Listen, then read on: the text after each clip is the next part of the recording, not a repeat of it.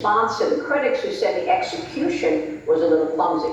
People were afraid to go to work. They were afraid to run into ICE. They said, you know, look, if you give a quota to somebody and say, go get me 600 people who are here in the country illegally, they'll come back with 600 people, even if it's not the right 600. So the execution was unbelievable because you have no people coming through our border anymore. That's the order of the execution, so it wasn't clumsy. What was clumsy is the fact that they allowed millions and millions of people to pour into our country. Take a look at some of the scenes, it's on your show all the time, where thousands of people are trying to bust through a wall. They literally break down walls, there's so many people. And there are thousands of people, and they have no idea who those people are.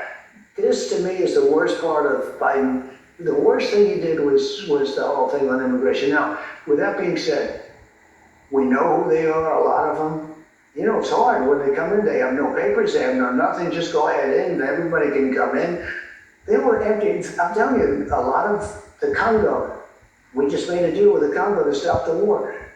They would empty their prisons into the United States. Many other countries, not just South America, Africa, Asia, Europe, parts of Europe, rough parts of Europe, their prisons were emptied into the United States, and the people, you saw the people, they run into the country. To me, that's a sin that we can never forget. We can never forget what Biden and that group of lunatics that work for him have done to our country. I believe that half of the world's cobalt is in the Congo. Yeah. Are you going to be able to help develop that? Will the U.S. participate in developing that cobalt? Yeah, they want me to. They actually want me to.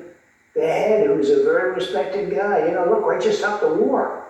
This war was going on for 30 years. 6 million people were killed between Congo and Rwanda. And my people came to me, they said, they want you, they don't want China, they don't want Russia.